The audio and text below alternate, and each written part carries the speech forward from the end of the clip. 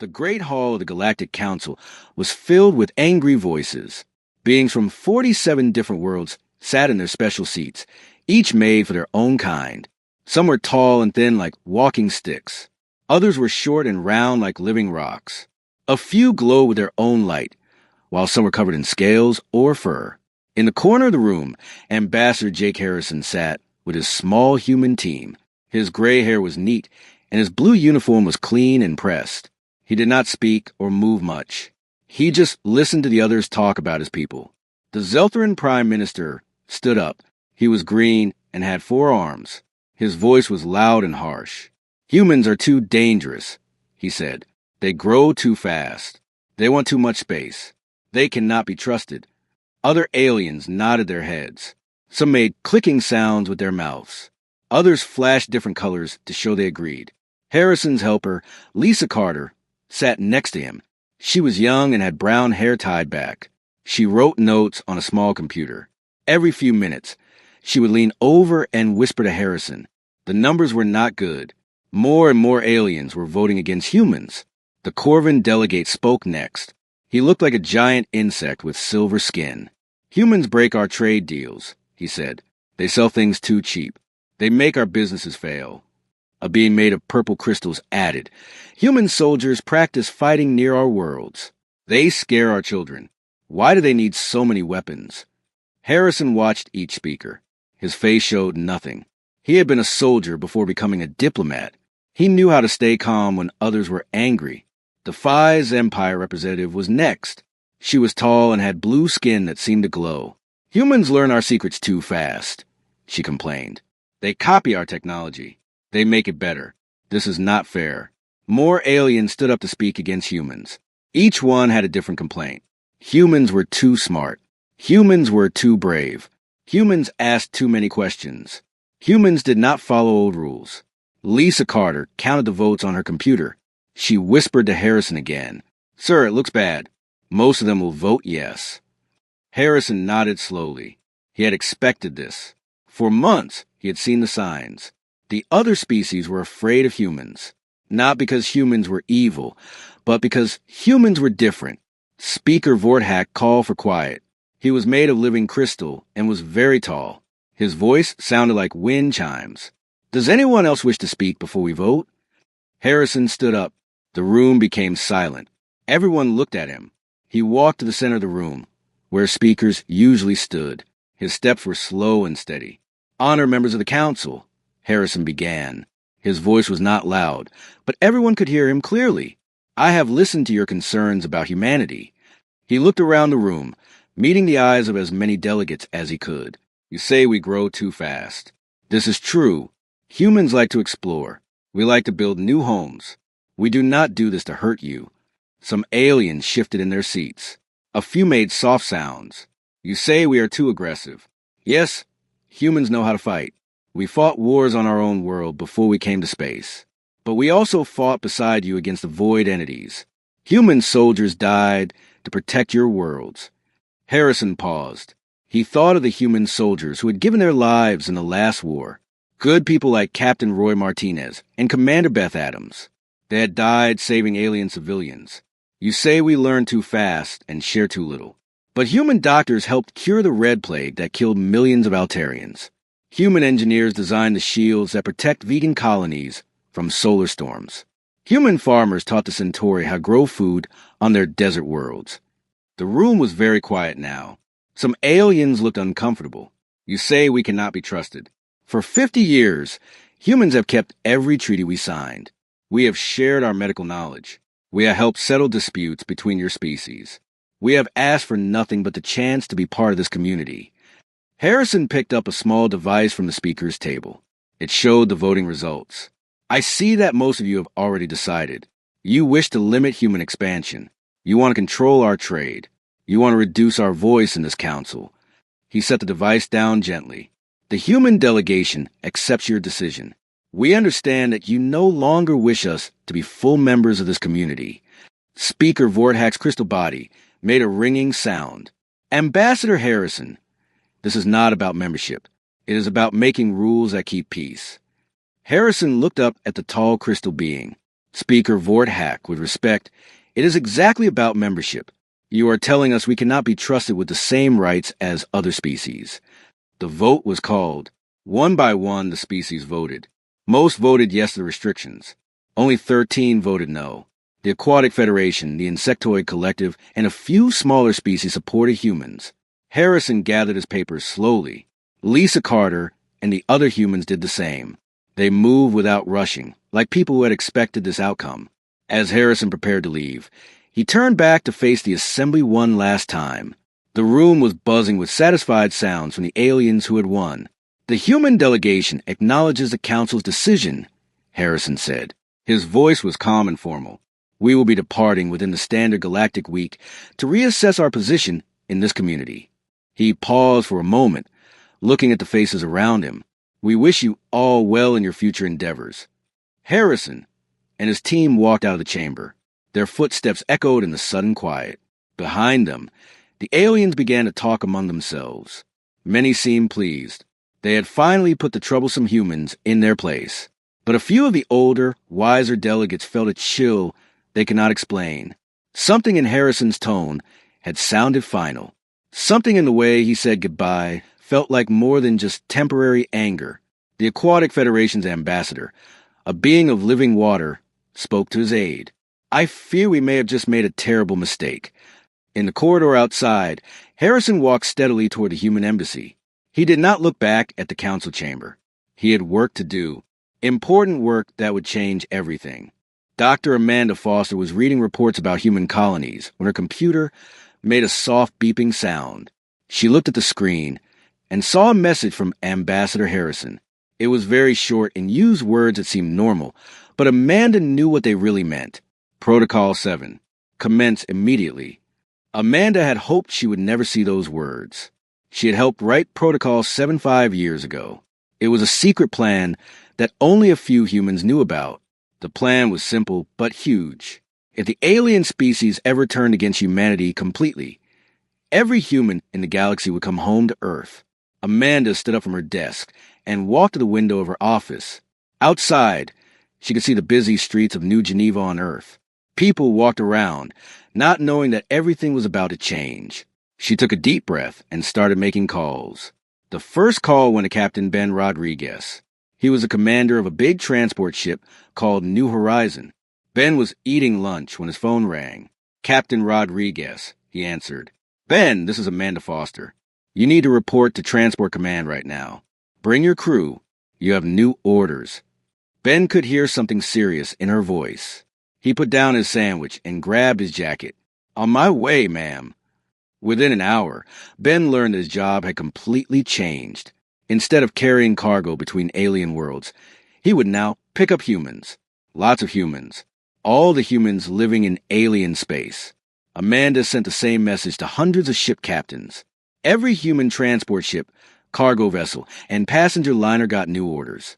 They all had the same job now: bring humans home.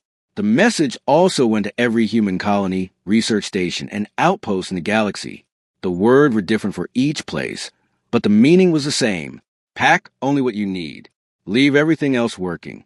Come home to Earth as fast as you can. On the farming world of New Terra, Colony Leader Paul Wright read the message 3 times. New Terra was home to 50,000 humans. They grew food that fed millions of aliens across the galaxy. Paul had lived on New Terra for 20 years. It was his home, but Paul had also helped write Protocol 7.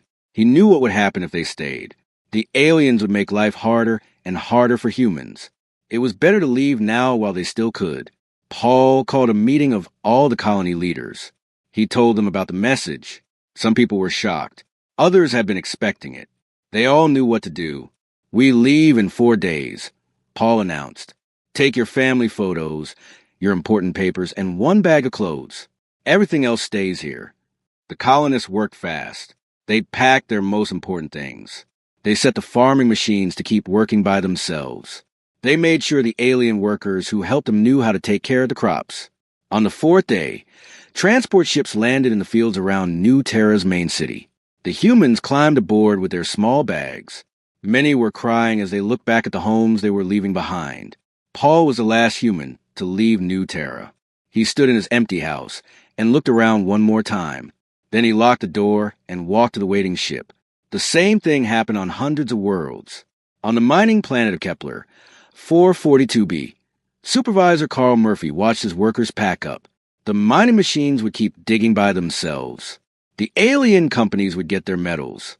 But no humans would be there to fix problems or make improvements. Carl had worked in the mines for 15 years. He knew every machine, every tunnel, every safety system. But he also knew that humans were no longer welcome in alien space. Keep the machines running, he told the alien workers who would stay behind. The instruction books are in the main office. The alien workers nodded, but Carl could see they were worried. The machines were complicated. Without humans to help, things might go wrong. On research stations across the galaxy, human scientists packed up their personal belongings but left their work behind. Dr. Helen Brooks was studying a disease that killed many different alien species. Her research was almost finished. She could have saved millions of lives. But Dr. Brooks also packed her bags. She copied all her research onto computer drives and left them for the alien scientists. Maybe they could finish the work. Maybe not. I hope you can understand my notes, she told her alien assistant, a blue-skinned woman named Kira. Kira looked sad. Dr. Brooks, why are you leaving? Your work is so important. I know, Helen said quietly, but my people are not wanted here anymore. The evacuation was like a giant, quiet dance. Hundreds of ships moved through space, picking up humans from every corner of the galaxy. They did not hurry or panic. They moved slowly and carefully, so the aliens would not notice what was happening right away. Captain Rodriguez made 12 trips in his ship. Each time he picked up families, workers, soldiers, and scientists. His ship was crowded, but everyone was patient. They knew they were going home. The aliens didn't notice that humans were leaving, but they thought it was just a small protest. Surely the humans would come back when they realized how much they needed alien technology and trade. The Zeltheran trade minister called his human business partner Steve Johnson. Steve owned a company that made computer parts for alien ships. Steve, where are your workers? The minister asked. My ships need repairs. I am sorry, Steve said politely. My company is closing our operations in your space. The repair manuals are in your office. The minister was confused. But Steve, we have been partners for 10 years. You cannot just leave. I wish things were different, Steve replied. But they are not. Similar conversations happened all over the galaxy. Human doctors left their alien patients. Human teachers left their alien students. Human engineers left their alien projects. But they did not leave in anger or make threats. They left quietly, politely, and completely. Within 2 weeks, something strange happened. Alien worlds that had been full of human workers, scientists, and traders were suddenly empty of humans. The buildings were still there. The machines still worked. But the humans were gone. Some aliens were happy about this. They had wanted the humans to leave. Others began to feel worried. They had not realized how much work the humans had been doing. On Earth, the returning humans were welcomed with open arms. Temporary housing was built. Jobs were created. Earth's colonies in the Sol system expanded quickly to make room for everyone. Amanda Foster worked 20 hours a day organizing the return. She was tired but proud. Humanity had shown the galaxy that they could leave with dignity. They had not fought or argued. They had simply chosen to go home. But as she looked at the reports coming in from across the galaxy, Amanda began to wonder if the aliens understood what they had lost.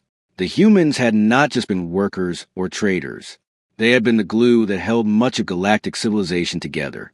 Soon, the aliens would learn this lesson, but by then it would be too late. Senator Krex of the Altarian Republic had not slept well in 3 weeks. His blue skin had turned pale, and his hands shook when he tried to drink his morning tea. The problem that kept him awake was simple but scary. The humans were really gone. Krex stood in front of the emergency meeting of the Galactic Council. The Great Hall looked different now. Many seats were empty because some species were too busy dealing with their own problems to come to meetings. The human factory complex on Proxima 7 has been silent for 18 days. Krex announced the room. His voice was shaky. We have contracts for computer parts that power our ships. The machines are still making the parts, but no human workers answer our calls. Krex had tried everything. He sent messages to the factory every day. He sent alien technicians to check on the machines. The factory was still working, but it was like a ghost town. All the humans had simply disappeared.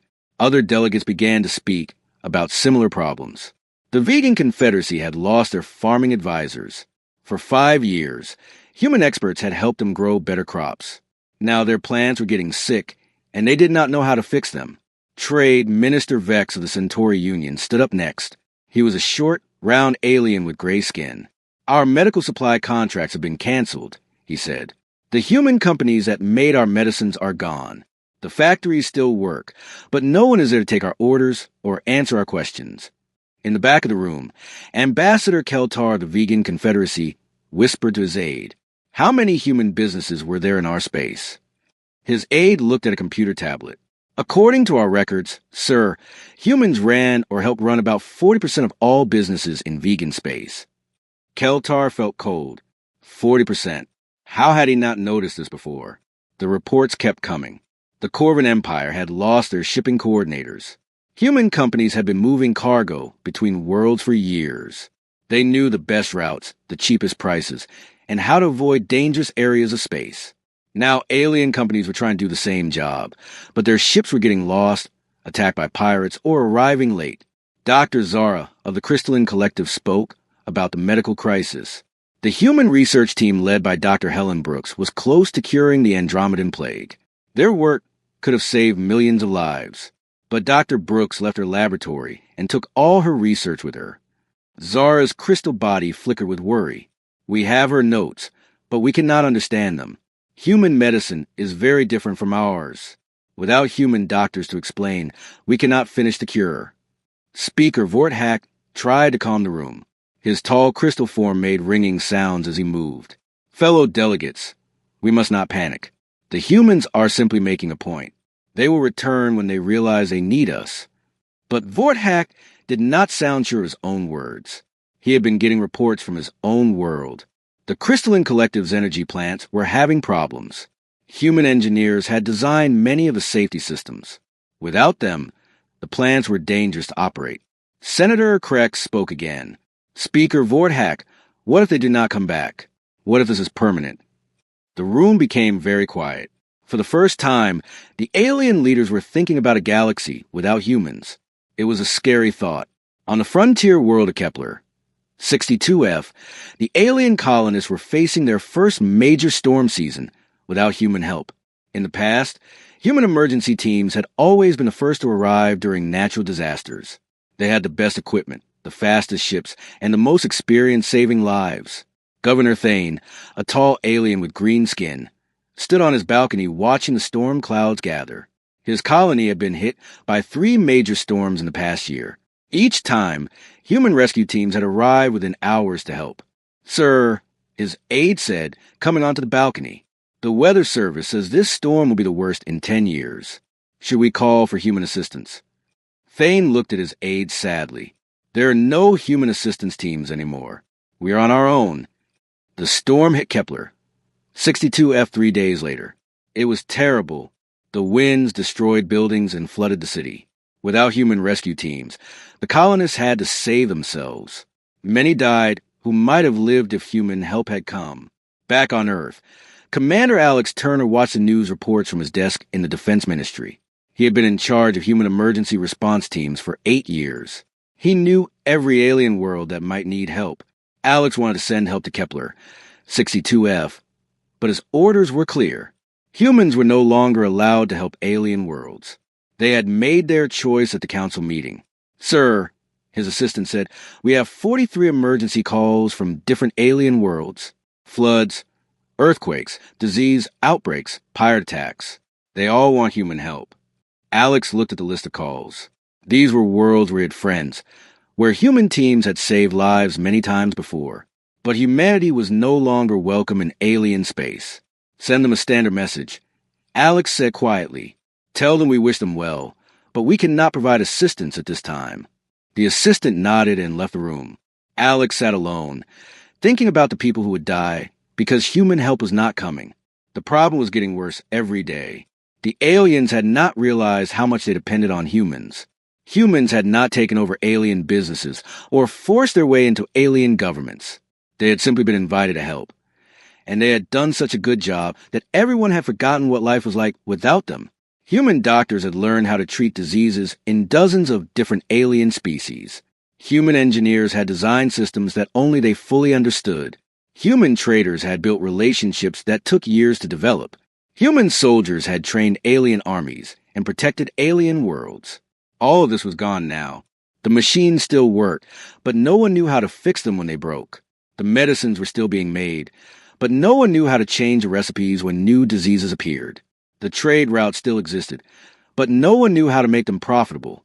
On the water world of Aquatica, the fish farms that fed billions of aliens were starting to fail. Human biologists had spent years learning how to keep the fish healthy. They had developed special foods and medicines that only they knew how to make. Governor Splash, a being made of living water, floated in his office reading reports. The fish were getting sick, and his people did not know how to cure them. "Contact the Human Research Station," he told his aide. "Sir, the Human Research Station has been empty for 2 months. All the humans left." Governor Splash felt himself getting colder. Without the fish farms, his people would starve. Then contact Earth directly. Offer them anything they want. We need their help. The aide tried to send a message to Earth, but there was no answer. The humans had stopped talking to alien governments completely. As the days passed, more and more alien worlds faced problems they could not solve without human help. The Galactic Council met more often, but they never had good news to share. Speaker Vortak finally admitted what everyone was thinking. We may have made a mistake. The humans were not trying to control us. They were trying to help us. And we told them to leave. But it was too late for regrets. The humans were gone, and they were not coming back. The galaxy was about to learn what life was like without the one species that had been holding everything together. 3 months had passed since the last human ship left alien space. Commander Alex Turner sat in his new office on Mars, watching the galaxy fall apart through his computer screens. He could see everything that was happening, but he could not help. Those were his orders. Alex had spent years training alien pilots how to fly their ships better. He had taught them tricks that saved lives and won battles. Now he watched as those same alien fleets crashed into each other during simple training exercises. On his main screen, Alex could see a Corvin training mission going badly wrong. 3 alien ships were trying to practice a basic flying pattern, but they could not do it right. Without human instructors to guide them, the alien pilots were making the same mistakes over and over. "Crash alert," his computer announced. Corvin Training Ship 7 has collided with Training Ship 4. Alex watched the rescue ships rush to help the damaged vessels. No one had died, but both ships were badly hurt. This kind of accident had happened 12 times in the past month. Before the humans left, training accidents were very rare. The problem was not that the aliens were bad pilots. They were good at flying their ships. But humans had taught them how to fly in new ways, how to work together better, and how to avoid dangerous situations. Without human teachers, the aliens were going back to their old methods, which were not as safe or effective. On another screen, Alex could see reports from the Zephyrian Mining Consortium. Their mining production had dropped by 60%. The alien workers were trying their best, but the mining machines were very complex. Human engineers had designed many of the systems, and only they really understood how everything worked together. Mining Supervisor Rock stood deep underground on the mining world of Titan 5, staring at a broken machine that used to dig precious metals from the rock. The machine was the size of a building and had thousands of moving parts. "Can you fix it?" Rock asked his best mechanic, a 4-armed alien named Grix. Grix looked at the instruction manual that the humans had left behind. The book was thick and full of diagrams that were hard to understand. "I can try, sir, but this machine is very complicated. The humans who built it understood things that are not written in any book." Rock sighed. The humans had not just followed the instruction manuals. They had learned by working with the machines every day for years. They could hear when something was wrong just by listening to the sounds a machine made. They could fix problems that were not in any book. Without human engineers, the aliens were learning that the machines broke down more often and took much longer to repair. Some machines had stopped working completely because no one knew how to fix them. The medical crisis was getting worse too. Captain Nicole Warren, who used to be a human military doctor, read the reports from her home on Earth. The Andromedan plague had come back, and it was spreading to new species. Dr. Helen Brooks had been very close to finding a cure before she left. Her research had shown how the disease worked and how to stop it, but her notes were written in a way that only human doctors could understand. On the hospital world of Sanctuary, alien doctors worked day and night trying to understand Dr. Brooks' research. Dr. Zint, a six-legged alien with a large brain, had been studying the human notes for weeks. The mathematics make sense, Dr. Zint told his team, but there are gaps in the research. Dr. Brooks understood things about cross-species medicine that we do not. The problem was that humans had spent years learning how different alien species reacted to medicines. Each species was unique, and what helped one might hurt another. Human doctors had built a huge database of this knowledge, but much of it was in their heads, not in books. We need Dr. Brooks to come back, Dr. Zint said quietly. Without her, many will die. But Dr. Brooks was on Earth now, working on human medical problems. She could not help the aliens, even if she wanted to. The humans had been banned from alien space. The economic problems were spreading like a disease. Trade routes that had been profitable for decades were now losing money. Captain Roy Patterson had been watching the shipping reports from his desk at Earth's Trade Ministry. The aliens were trying to move cargo between worlds, but they were doing it badly. Human logistics experts had spent years learning the best ways to move things through space. They knew which routes were safe, which planets needed what goods, and when to buy and sell for the best prices. They had created a complex web of trade that made everyone rich. Now that web was falling apart. Alien ships were getting lost in space because they did not know the safe routes. Cargo was arriving late or going to the wrong planets. Prices were going up because no one knew how to move goods efficiently. The Corvin trade empire, which had complained loudest about human business practices, was hit the hardest. Their economy shrank by 40% in just 3 months. Emperor Vex called emergency meetings every day, but no one had good news to share. How did the humans do it? Emperor Vex asked his trade minister. How did they make everything work so well? The trade minister looked through piles of reports and charts. Your Majesty, I think they understood something we do not. They saw the whole picture, not just individual parts. Humans have been good at seeing connections that others missed. They could predict what would happen in one part of the galaxy based on events in another part. They could solve problems by thinking in new ways that aliens had never considered. On the diplomatic front, old conflicts were starting again. The Draconian Empire and the Aquatic Federation had begun arguing about territory near their border. In the past, human negotiators had helped them solve these problems peacefully. Ambassador Flame of the Draconian Empire breathed fire and anger as he spoke to the council. The water beings are stealing our mining rights, he roared. We demand justice. Ambassador Wave of the Aquatic Federation flowed into a defensive shape. The dragons are being unreasonable. We have legal rights to those waters. Speaker Vorthak tried to mediate between them, but his crystal mind worked very differently from either dragons or water beings. He could now understand why they were so angry about territory that neither could use effectively. Human diplomats had been good at understanding different types of thinking. They could talk to proud dragon warriors and peaceful water beings with equal skill. They found solutions that made everyone happy. Without human mediators, the old prejudices and misunderstandings between species were coming back. Arguments that had been settled years ago were starting again. On Earth, Ambassador Jake Harrison read the reports with sadness but no surprise. He had warned the council that removing humans would cause problems, but they had not listened. Sir, his aide Lisa Carter said, we have received formal requests for help from 17 different alien governments. They want human doctors, engineers, negotiators, and teachers to come back. Harrison looked out the window at Earth's blue sky. Somewhere out there, people were suffering because of the council's decision, but humanity had to stay strong. Send them our standard response, Harrison said. We wish them well, but we cannot provide assistance at this time. The galaxy was learning a hard lesson. Humans had not been trying to take over or control anyone. They had simply been very good at solving problems, building things, and helping others.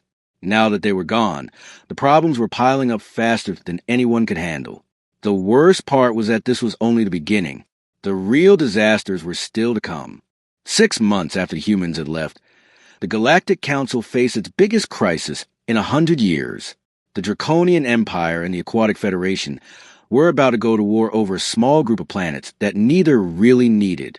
But pride and old anger were stronger than common sense. Speaker Vorthak called an emergency meeting. His crystal body was showing stress cracks from all the pressure. The Great Hall was only half full now. Many species were too busy dealing with their own problems to attend council meetings. "We need to stop this war before it starts," Vorthak announced to the remaining delegates. "Both sides have refused our attempts at mediation." Ambassador Keltar of the Vegan Confederacy stood up. He looked tired and worried. "Speaker Vorthak, I must say something that we have all been thinking. We need the humans back." The room became very quiet. For months, everyone had been too proud to admit this truth. But now, with war approaching and their civilization falling apart, someone had finally said out loud. Senator Krex nodded his blue head in agreement. The humans were always good at stopping wars before they started. They understood how to make both sides happy. Trade Minister Vex of the Centauri Union added, "My economy has collapsed without human help. Our people are suffering. I do not care about pride anymore. I care about survival." Speaker Vorthak made a decision that would change everything. "Very well. We will launch a search operation to find the humans and bring them back to the negotiating table." The search began immediately. Every species contributed ships and crew members to look for signs of human activity in the galaxy. It was the largest search operation in galactic history. Captain Zek of the Corvan Navy commanded one of the search fleets. He was a professional soldier who had fought alongside human troops during the Void War.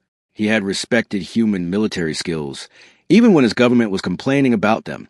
Search Pattern Alpha, Captain Zek ordered his crew, check every system where humans used to live or work. His ships flew to the former human colonies first. They found empty cities, but all the buildings and machines were still working. The automated systems had been running perfectly for months without any human supervision. On New Terra, the farming world, Zek walked through the empty streets of the main city. The houses were clean and in good repair. The farms outside the city were still producing food, harvested by alien workers using machines the humans had left behind. "It is like they just disappeared," Zek told his second-in-command. But they left everything working perfectly. The search teams found the same thing everywhere they looked. Human research stations, mining colonies, trading posts, and military bases were all empty, but operational. It was as if 50 million humans had simply vanished from a galaxy. Commander Sally Peterson watched the search operation from her hidden monitoring post in the asteroid belt around Earth. She had been in charge of human deep space surveys for 10 years. She knew exactly where the aliens were looking, and she knew they would never find what they were seeking. The aliens were searching in all the obvious places. They checked the systems where humans used to live, the trade routes they used to travel, and the space stations they used to operate. But they were looking for humans who wanted to be found. "Sir," Sally's assistant reported, "Alien Search Fleet Delta 7 is approaching the Tau Ceti system. They will find the automated beacon we left there." Sally nodded.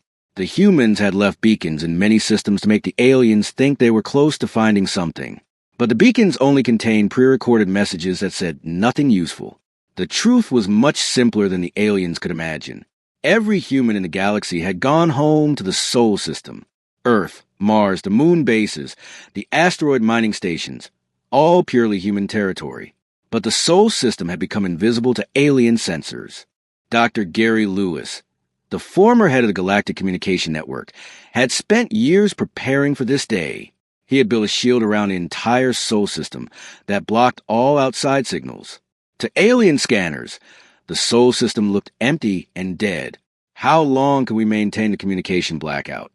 Gary asked his team on Earth. "Indefinitely, sir," his chief engineer replied. "The aliens are using the same communication technology we helped them build. We know all their frequencies and scanning methods.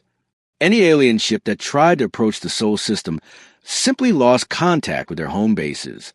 Their instruments stopped working and their navigation systems failed. Most turned back in fear.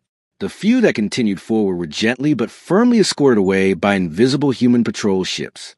Back in alien space, the search operation was becoming desperate. Fleet after fleet returned with the same report. No humans found. Captain Zek reported to the council after 3 months of searching. We have checked over 2,000 systems. We found evidence that humans lived and worked in many places, but no actual humans. It is as if they have left this part of the galaxy completely. The aliens began to consider possibilities that scared them. Had the humans found a new galaxy to live in? Had they developed technology that made them invisible? Had they gone to a part of space that aliens could not reach? Ambassador Keltar suggested the most frightening possibility of all. What if they have gone back to their home system? What if they have decided to cut off all contact with us? Several delegates laughed at this idea. Impossible, said Senator Krex. The Sol system is too small to hold 50 million humans. Besides, we have been monitoring that area. Our sensors show nothing unusual. But Commander Sally Peterson knew better. The Sol system was not too small. In the 6 months since the Exodus began, human engineering had worked miracles. New cities had been built on Mars. Asteroid habitats had been expanded. Ocean cities had been constructed on Earth. The Sol system now held more humans than it ever had before. The aliens sent their best spy ships toward the Sol system. But as soon as they got close, their communications stopped working.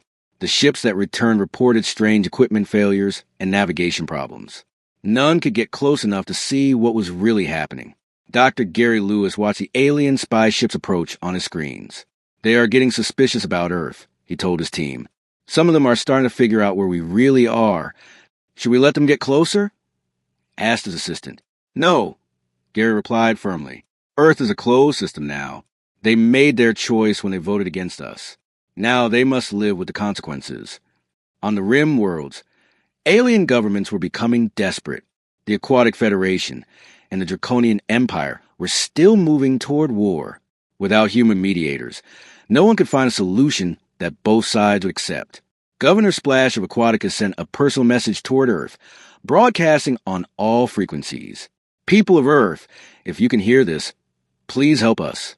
We were wrong to vote against you. We need your wisdom to prevent a war. The message reached Earth, but no answer came back. The humans were listening, but they were not responding. Ambassador Jake Harrison read Governor Splash's message in his office on Earth. He felt sad for the old friend who was asking for help, but humanity had learned a hard lesson about galactic politics. Sir, Aide Lisa Carter asked, should we respond to Governor Splash? He always supported human rights in the council. Harrison looked out at Earth's blue sky. Lisa, we cannot save people who do not want to be saved. The galaxy chose to reject us. Now they must solve their own problems. The search operation continued for another month, but it was hopeless. The aliens were looking for humans who no longer existed in their part of the galaxy. Humanity had not hidden among the stars. They had simply gone home and closed the door behind them. Finally, Speaker Vorthak called off the search. The council had spent an enormous amount of money and time looking for humans who could not be found. The galaxy was no closer to solving its growing problems. The search has failed, Vorthak announced to the nearly empty council chamber. We must accept that the humans are gone and try to solve our problems without them. But deep down, everyone knew the truth. Without human help, their problems were too big to solve. The galaxy was heading toward disaster, and there was nothing they could do to stop it. 1 year after humanity had left alien space, the worst fears of the Galactic Council came true. Dark sensors across the galaxy began detecting something terrible. The void entities were coming back. Admiral Rex of the Galactic Defense Fleet stared at his command screen in horror. The void entities were ancient enemies that attacked from dark space between the stars. They were creatures of shadow and hunger that destroyed everything they touched. For 20 years, they had been quiet, defeated by human-led military campaigns. How many ships? Admiral Rex asked his communications officer. At least 300 void ships, sir. They are attacking the Outer Rim colonies in 17 different systems. Admiral Rex felt his stomach turn cold. The Galactic Defense Fleet had only 200 ships ready for battle. Without human tactical support, they were outnumbered and outgunned. On Earth, Commander Rita Hayes watched the alien military response from her office in the Defense Ministry. She had been the top human military advisor to the Galactic Fleet for 8 years. She knew every alien commander, every ship design, and every battle strategy they used. They are using Formation Delta 7. Rita told her assistant as she watched the alien fleet movements on her screen. That formation is 20 years old. The void entities will tear them apart. Rita had developed new fighting techniques that had kept the void entities away for 2 decades. Human military thinking was different from alien thinking. Humans adapted quickly, tried new ideas, and learned from their mistakes. Alien military commanders followed old rules and ancient traditions. The first battle was a disaster for the aliens. Captain Zek of the Corvin Navy led his fleet into combat, using the standard battle formation his people had used for centuries. The void entities surrounded his ships and destroyed half of them in minutes. Retreat. Captain Zek ordered as his flagship shook from enemy fire. All ships retreat to safe distance. But there was no safe distance from the void entities. They followed the alien ships and continued attacking. By the end of the first battle, 60 alien ships had been destroyed, and only 5 void ships had been damaged. The news spread panic across the galaxy. The void entities were not just attacking military targets. They were destroying entire colonies, eating whole planets, and turning star systems into empty darkness. Commander Rita Hayes wanted to help, but her orders from Earth were clear. Humanity was no longer part of galactic affairs. She could only watch as alien species made the same military mistakes that humans had learned to avoid decades ago. "Sir," her assistant said, "Admiral Rex is broadcasting on all frequencies asking for human military assistance. He says the galaxy will fall without our help." Rita listened to Admiral Rex's desperate message. She had worked with him for years. He was a good soldier and a decent person, but he represented the same government that had voted to kick humans out of the council. "Send our standard reply," Rita said sadly. "We wish them well, but we cannot provide assistance." The economic collapse that had been building for months now became a complete disaster. The Corvin trade empire, which had once controlled shipping across half the galaxy, saw their economy shrink by 70%. Without human logistics experts, their supply chains had broken down completely. Emperor Vex called an emergency meeting of his trade ministers. His palace, once filled with wealth from across the galaxy, now felt empty and cold. "How bad is it?" Emperor Vex asked his chief economist. "Your Majesty, we are facing total economic collapse. Our shipping costs have tripled. Our trade agreements are falling apart. Our people are running out of food and medicine." The problem was that humans had not just been workers in the galactic economy. They had been the ones who made the whole system work. They understood how to move goods efficiently, how to predict market changes, and how to solve problems that other species could not imagine. The medical crisis reached its worst point when the Andromedan plague mutated into a new form that could kill members of any species. Dr. Zint and his alien medical team had been trying for months to understand Dr. Helen Brooks' research, but they had failed. "We need the human medical database," Dr. Zint told the Council's Health Committee. "Without Dr. Brooks and her team, we cannot develop new treatments fast enough." The plague spread from world to world. Millions of aliens died who could have been saved if human doctors had been there to help. The medicines that humans had developed could treat the old form of the plague, but not the new mutation. On Mars, Dr. Helen Brooks read the medical reports with tears in her eyes. She knew how to stop the plague. She had been studying it for years and understood it better than anyone in the galaxy. But she could not help the aliens, even if she wanted to. "Ma'am," her assistant said, "we have received over 1,000 requests for medical assistance from alien governments. They are offering huge amounts of money for our help." Dr. Brooks looked out at the red landscape of Mars, where human cities were growing larger every day. "Tell them we cannot provide assistance." They made their choice. The agricultural disaster was just as bad. The automated farms that humans had left behind were starting to fail, without human agricultural experts to maintain them. The complex systems that fed billions of aliens began to break down. On the water world of Aquatica, Governor Splash watched his fish farms die one by one. The human biologists who had designed the farming systems had understood things about marine biology that no alien scientist knew. "Sir," his aide reported, "fish production is down 80%. Our people will start starving within 2 months." Governor Splash had been one of the few alien leaders who had supported human rights in the council. He had tried to warn the others that rejecting humanity would cause disasters. Now his own people were paying the price for the council's mistake. "Send another message to Earth," Governor Splash ordered. "Tell them we will give them anything they want. Territory, money, technology, anything. The message was sent, but like all the others, it received no reply. Earth had become a silent world that no longer spoke to the galaxy that had rejected it. Captain Frank Morrison, monitoring alien communications from his base on Mars, recorded hundreds of desperate messages from alien governments. Some offered money. Others offered territory. A few even offered to make humans the rulers of their worlds.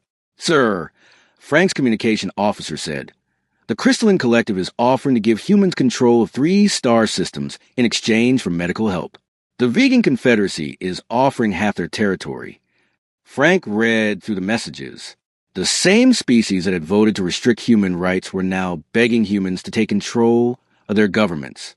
"File the messages," Frank said, "but do not respond. Earth's policy is clear." The irony was not lost on human observers. The alien species that had accused humans of being too aggressive and wanting too much power were now literally offering to give humans control of their civilizations. But it was too late. Humanity had moved beyond the need for alien approval or territory. They were building something new in the Sol system, something that did not depend on the cooperation of species that could not be trusted. As the year ended, the galaxy was in chaos. Wars raged between species that had once been allies. Diseases spread unchecked. Economies collapsed. Entire worlds went dark as their populations fled or died. The Galactic Council still met, but only 12 species attended the sessions. The great dream of interstellar cooperation was dying, killed by the same prejudice and fear that had driven humanity away. In the halls of the council building, which now felt vast and empty, Speaker Vorthak's crystal body showed deep cracks from stress. He had spent a year watching everything he had worked for fall apart. "Perhaps," he said to his aide, "we were wrong about the humans. Perhaps they were not the problem. Perhaps they were the solution." But even this admission came too late. The humans were gone, and they were not coming back. The galaxy would have to face its future without the one species that had been holding everything together. 2 years after the humans had left in silence, Speaker Vorthak stood alone in the great council chamber. The room that had once held representatives from 47 different species now echoed with emptiness. Only 23 species still came to the meetings, and many of those sent junior officials instead of their real leaders.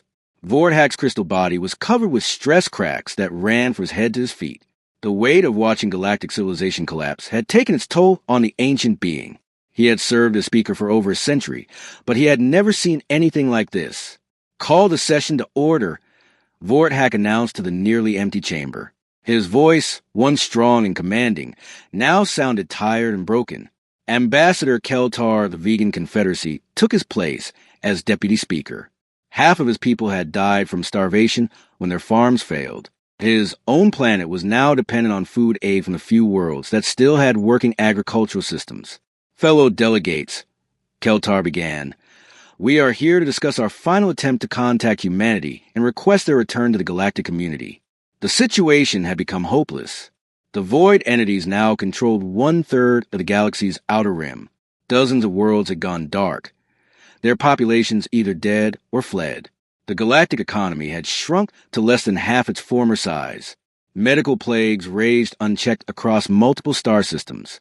Senator Krex of the Altarian Republic stood up to speak.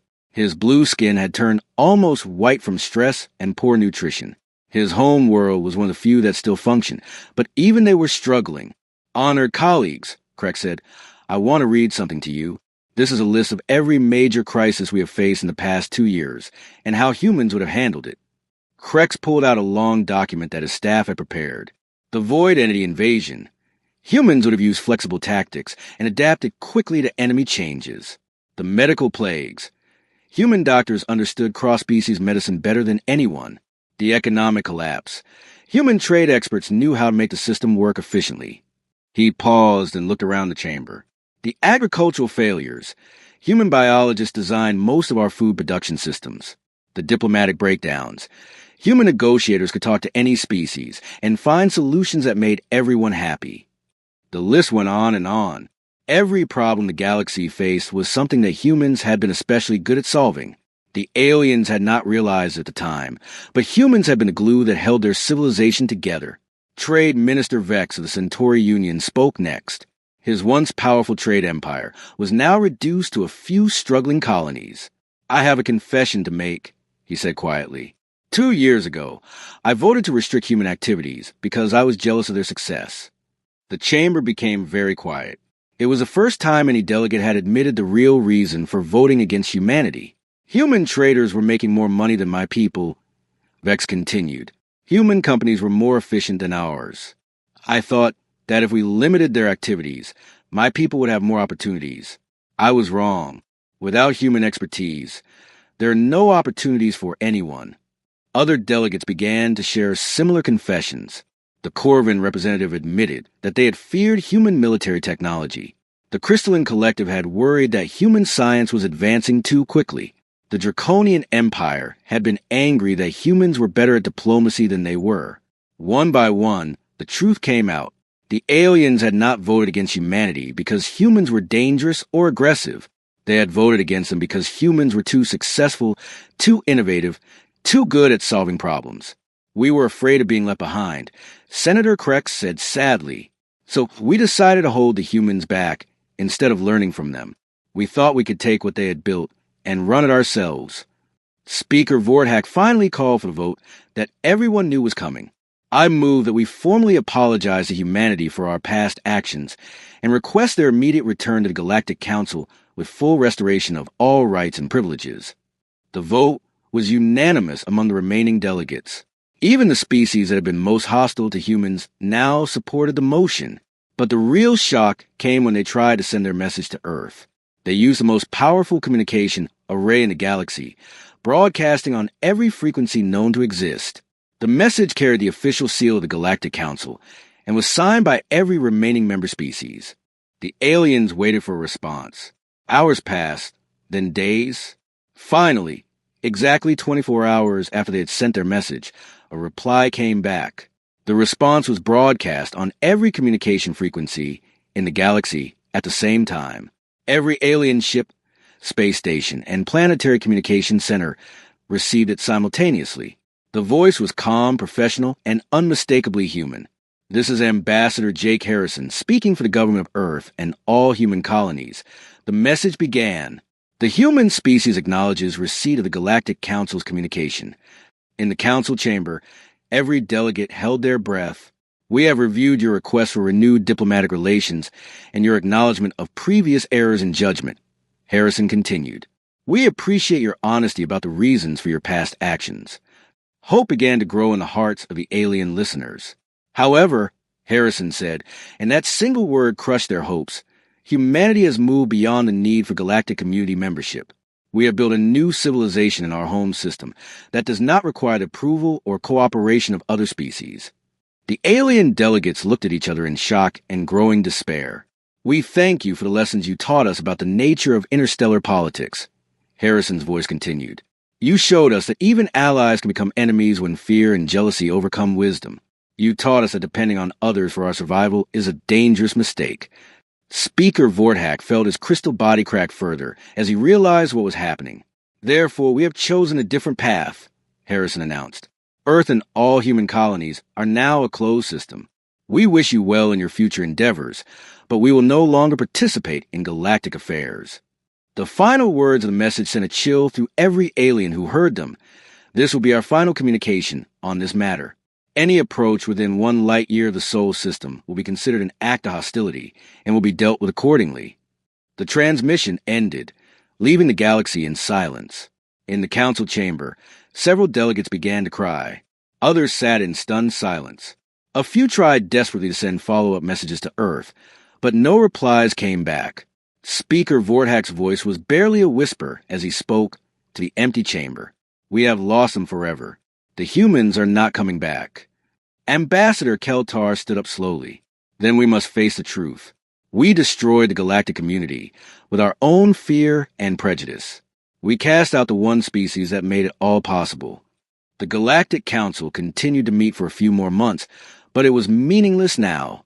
The grand vision of interstellar cooperation was dead. The species that remained were too weak, too specialized, and too divided to face the challenges of a hostile universe alone. On Earth, Jake Harrison finished his final message to the galaxy and turned off the communication equipment. Through his office window, he could see the blue sky of Earth and the construction sites where new cities were rising. Humanity had learned the most important lesson of all. They did not need the approval of others to build a great civilization. They had been invited to join the galactic community, and they had contributed everything they could. When that community rejected them, they had simply gone home and built something better. The day humanity left in silence had marked the beginning of the Council's deepest regret. But for humanity, it had marked the beginning of something new, something independent, and something that would endure long after the last Galactic Council session ended in failure.